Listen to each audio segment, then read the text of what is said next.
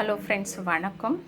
இப்போ நான் வந்து ஏபிசி மால்ட் அது வந்து எப்படி ரெடி பண்ணுறதுன்னு சொல்லிட்டு உங்களுக்கு வீடியோ போட போகிறேன். ஆல்ரெடி நான் வந்து ஏபிசி மால்ட் அவைலபிள் கான்டாக்ட் அப்படின்னு சொல்லிட்டு எல்லாம் வீடியோ போட்டிருக்கேன். ஆனாக்கா அதை பற்றி இந்த ஏபிசி மால்ட் பற்றி நான் எப்படி தயாரிக்கிறேன்னு சொல்லிட்டு யாருக்குமே வீடியோ போட்டதில்லை. அதால் நான் இப்போ அந்த வீடியோவை அப்லோட் பண்ண போகிறேங்க. இதுக்கு தேவையான இன்க்ரீடியண்ட் என்னென்னு சொல்லிட்டு இப்போ பார்க்கலாம்.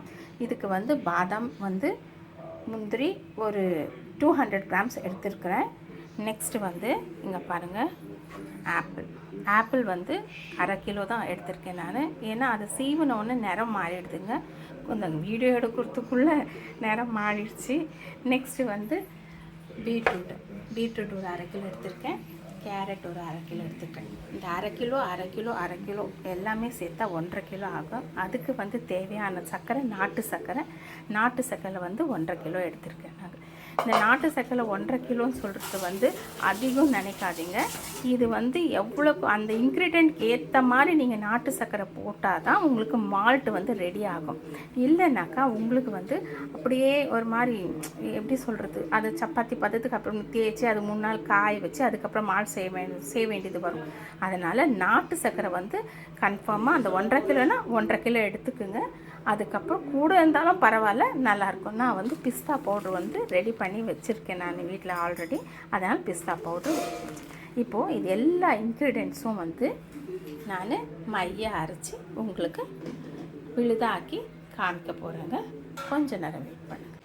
இப்போ பாருங்கள், இது வந்து எல்லாமே கேரட்டும் பீட்ரூட்டும் ஆப்பிளும் ஒன்று போல் அரைச்சி நான் வந்து கடாயில் நல்லா வந்து அடி கனமான இருக்க கடாயில் வச்சுருக்கேன்.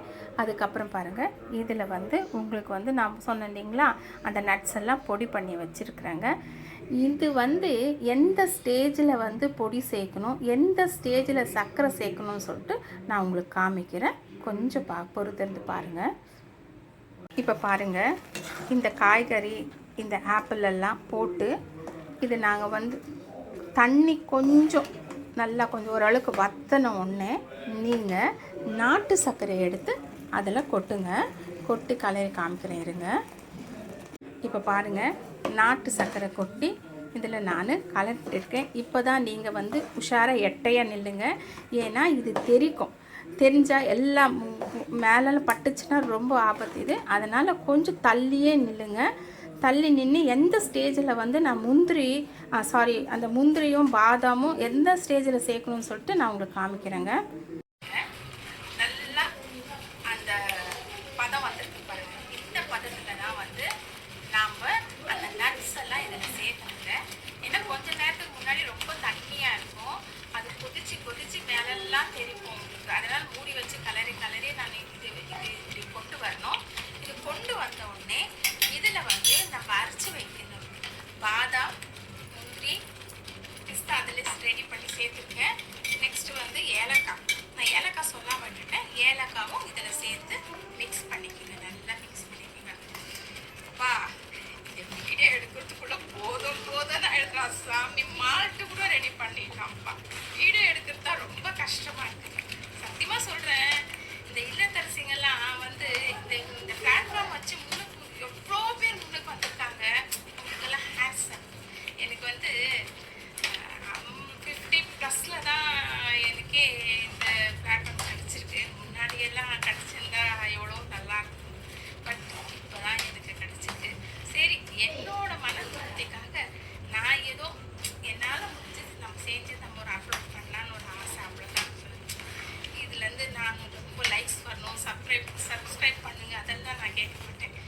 என் மன திருப்திக்காக நான் வந்து வீடியோஸ் வந்து அப்லோட் பண்ணிகிட்டு இருக்கேன். இதில் வந்து எனக்கு ஒரு மன திருப்தியாக இருக்குது. எனக்கு நீங்களும் பாருங்கள், பிடிச்சிருக்கா.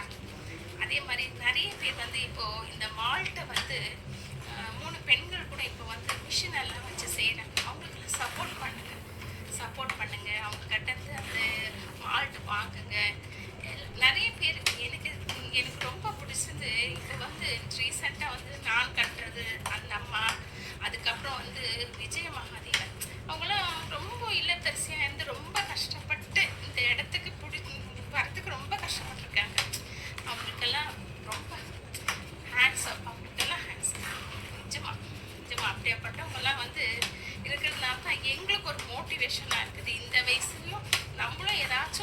ஏதாச்சும் பண்ணுவோமே சொல்லிட்டு அது ஒரு மோட்டிவேஷனாக இருக்குது எங்களுக்கு.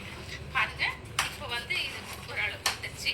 இது எந்த பதத்தில் வந்து நான் வந்து ஸ்டவ் ஆஃப் பண்ணணும் இப்போ பாருங்கள், இந்த மால்ட்டோட பதம் வந்துருச்சு. அது எப்படி கண்டுபிடிக்கிறதுன்னு சொல்கிறேன் பாருங்கள்.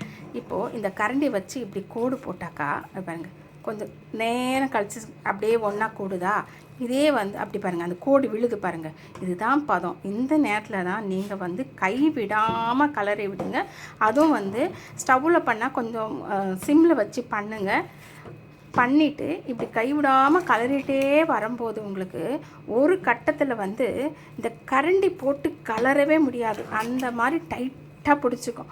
அந்த சமயத்தில் என்ன பண்ணுங்கள், ஆஃப் பண்ணிவிட்டு ஸ்டவ்வை ஃபேன் போட்டு ஃபேன் கீழே இதை எடுத்துன்னு போய் வச்சு கைவிடாமல் கிண்டிகிட்டே இருங்க.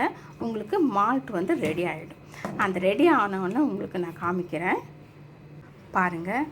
மால்ட் வந்து நல்லா ரெடி ஆயிடுச்சு. இப்போது இது வந்து கொஞ்சம் கட்டி கட்டி அங்கங்கே இருக்குது பார்த்தீங்களா, கொஞ்சம் ஆறின உடனே நீங்கள் மிக்சியில் போட்டு ஒரு 2 பல்ஸ் 3 பல்ஸ் விட்டு எடுத்து வச்சிங்கனாக்கா ஒரு 3 மாதத்துக்கு 6 மாதம் நல்லா ஸ்டோர் பண்ணலாம். அது தயவு செஞ்சு ரெஃப்ரிஜரேட்டரில் மட்டும் வைக்காதீங்க, ஏன்னா குழந்தைங்களுக்கு வந்து சளி பிடிக்கும். அதனால் வெளியவே வச்சு பயன்படுத்துங்க. ஒரு சூடான ஒரு பால் டம்ளர் எடுத்துக்கிட்டு அதை வந்து கொஞ்சம் இந்த ஒரு ஸ்பூன், ஒரு டேபிள் ஸ்பூன் இந்த மால்ட்டை போட்டு கலந்து கொடுங்க. குழந்தையும் நல்லா ஹெல்த்தியாக இருப்பாங்க, பெரியவங்களுக்கும் இது ரொம்ப நல்லதுங்க. என் வீடியோ அப்படி இப்படின்னு இருக்குவாங்க, அதெல்லாம் அட்ஜஸ்ட் பண்ணி பார்த்தவங்களுக்கு என்னோட மனமார்ந்த நன்றிங்க.